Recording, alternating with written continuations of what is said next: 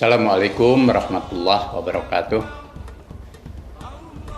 Pada kesempatan ini saya ingin menyampaikan selamat Idul Adha 1443 Hijriah bagi seluruh kaum muslimin, baik di negeri tercinta maupun di mancanegara. Juga kepada saudara-saudara kami yang menunaikan ibadah haji pada tahun ini.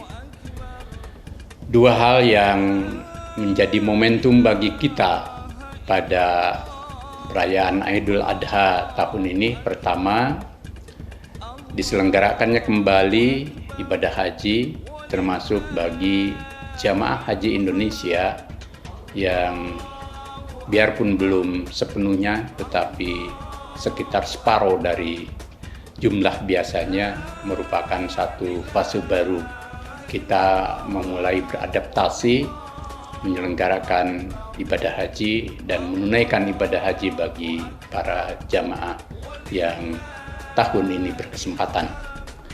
Harapan kami bahwa mudah-mudahan kita dapat mengakhiri COVID-19 ini dengan baik dan seksama, sehingga biarpun kegiatan-kegiatan yang bersifat massal sudah dimulai, tetapi keseksamaan itu perlu.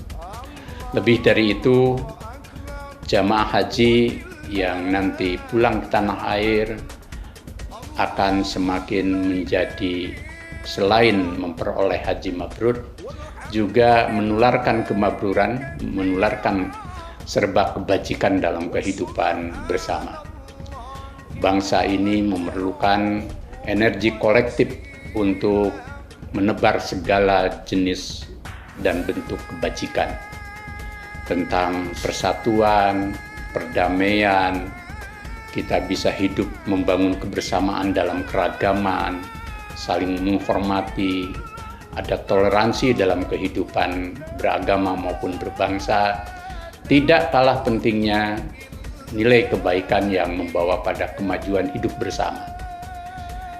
Indonesia sebagai negara yang sedang bertumbuh berkembang menjadi negara yang ingin maju dan unggul, tentu juga memerlukan energi kolektif kemajuan dari semua anak bangsa, termasuk dari para hujaj yang pulang ke tanah air. Yang kedua, momentum Idul Adha dalam konteks ibadah kurban. Kita kaum muslimin yang berkemampuan untuk menjalankan ibadah kurban serta juga menunaikan ibadah sholat sunnah Idul Adha, hari raya penyembelihan, kita harapkan dua hal. Satu, menebar benih kesalehan kolektif. Sebagaimana kita tahu bahwa seluruh ibadah dalam Islam itu melahirkan jiwa yang selalu dekat dengan Tuhan, dengan Allah. Dan karena kedekatan dengan Allah, taqarrub kepadanya itu, orang lalu menjadi serba menjalankan hal-hal dalam kehidupan ini baik, jujur, kemudian suci, bersih, sehingga tidak ada ruang baginya untuk melakukan penyimpangan hatta di saat dia punya kesempatan. Orang yang dekat dengan Tuhan akan memancarkan kesalehan dalam hidupnya. Kesalehan hidup juga harus berbagi dengan orang lain, sehingga kesalehan itu menjadi milik bersama. Dalam membangun keadaban publik di tengah era media sosial dan kehidupan di era revolusi 4.0, kita mesti menjadi bangsa, menjadi umat yang berkeadaban mulia, baik di dalam tutur kata, menulis, mereaksi berbagai hal. Tentu keadaban publik menjadi contoh teladan. Yang kedua juga di dalam menebar hidup rukun bersama. Indonesia dan masyarakat kaum muslimin maupun umat beragama harus bisa menjadikan agama dan nilai-nilai kehidupan kebangsaan kita untuk merekat kebersamaan dan persatuan. sehingga kita bisa maju, kita bisa jaya, kita bisa menjadi bangsa yang unggul karena kita bersatu. Hatta di saat kita beragam, termasuk dalam menghadapi perbedaan Idul Adha. Tentu kita berharap ke depan bahwa kaum muslimin baik di Indonesia maupun di dunia punya satu kalender internasional atau kalender global yang memberi kepastian kepada kita. Tetapi sembari itu kita lakukan, di tengah kita berbeda, kita harus saling tasamu, menghormati, menghargai, dan tidak ada yang ingin mendominasi. Biarpun pemerintah menentukan hari dan tanggal Idul Adha sebagaimana Idul Fitri, kita harapkan juga pemerintah bersifat toleran, mengayomi, dan sekaligus juga menjadi tempat untuk bersandar seluruh keragaman, sehingga pemerintah tidak perlu monolitik. Dan kita berharap bahwa tidak ada kanwil-kanwil yang kemudian menyebarkan instruksi-instruksi pemaksaan, karena ini menyangkut keyakinan beragama. Disinilah pentingnya keseksamaan, kearifan dari seluruh elit warga bangsa dalam menghadapi perbedaan. Tentu sebagai bangsa dan umat yang ingin menampilkan peradaban Iqra ke depan, peradaban yang maju sebagaimana Islam jaya, kita berharap bahwa kalender umat Islam dan penentuan hari-hari yang berkaitan dengan ibadah yang itu menyangkut wilayah ijtihad memberi kepastian dan setinggi mungkin validitas yang bisa dipertanggungjawabkan secara keilmuan. Karena hidup ke depan itu baik dalam aktivitas keagamaan maupun lain memerlukan kepastian. Kepastian dalam transaksi, kepastian tanggal, kepastian hari, dan lain sebagainya. Yang kedua yang kita perlukan adalah dari ibadah kurban terutama ada jiwa berkurban, ada semangat berkurban, yakni semangat untuk berbagi. Mereka yang memiliki ilmu tidak arogan dengan keilmuannya dan mau berbagi ilmu bagi usaha mencerdaskan dan mencerahkan akal budi bangsa, akal budi umat, sehingga ilmu itu menyinari jiwa, menyinari akal budi, menyinari alam pikiran, dan menyinari tindakan.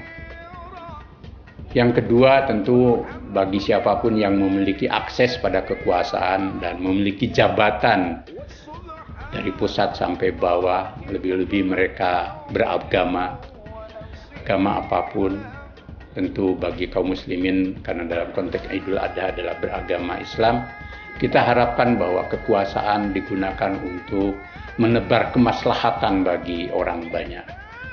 Kekuasaan tidak untuk kekuasaan. Kekuasaan tidak untuk memupuk oligarki. Kekuasaan apalagi jangan sampai disalahgunakan untuk korupsi dan segala bentuk penyimpangan kekuasaan. Kekuasaan itu amanah, kekuasaan itu untuk berkhidmat. Baik dalam konteks kita ingin membangun umat yang terbaik maupun bangsa yang unggul, maka kekuasaan yang mau berkorban adalah kekuasaan yang mampu mensejahterakan, mendamaikan, mempersatukan, memajukan, dan sekaligus juga menghindari segala bentuk penyalahgunaan kekuasaan, baik untuk diri sendiri, untuk kroni, untuk golongan, untuk kelompok, dan apapun dia, sehingga amanat kekuasaan itu betul-betul dirasakan untuk orang banyak, termasuk untuk membela, melindungi seluruh rakyat Indonesia. Bagi mereka yang sedang dilanda masalah, musibah, dan memerlukan pembelaan, negara harus hadir.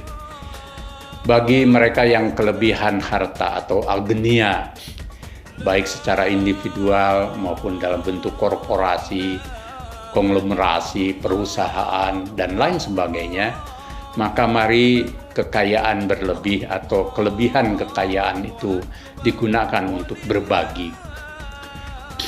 Jangan sampai kekayaan itu kemudian membuat kita senjang dengan sesama rakyat dan anak bangsa.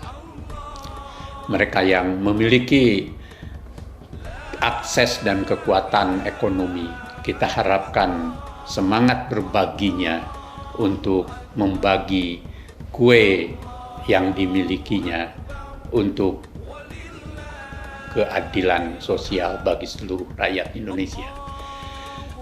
Khusus bagi umat dan para organisasi dan tokoh keagamaan, mari Idul Adha baik dalam konteks melaksanakan sholat maupun dalam kaitan dengan berkurban, kita harus makin memperkuat ukhuwah yang autentik. Keragaman paham, keragaman organisasi tidak menghalangi kita untuk berbagi menjadi satu tubuh yang sama. Sebagaimana pesan Nabi bahwa antar umat, antar golongan harus yasudu ba'duhum ba'dah, saling menyangga satu sama lain. Kemudian juga jadikan agama dan nilai berkorban untuk memberikan pencerahan, memandu dan hidup maju dengan agama, hidup damai dengan agama, hidup sejahtera dengan agama, dan agama yang membawa pada keselamatan hidup.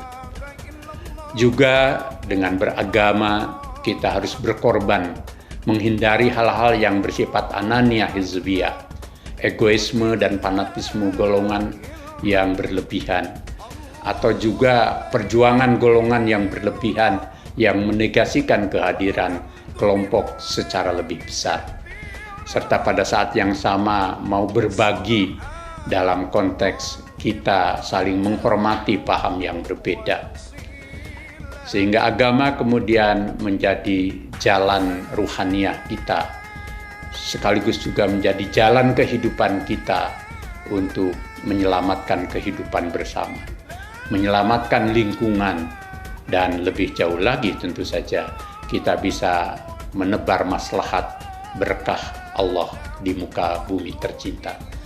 Semoga kita beridul adha dengan semangat yang damai, bersatu, tercerahkan, dan mencerahkan kehidupan.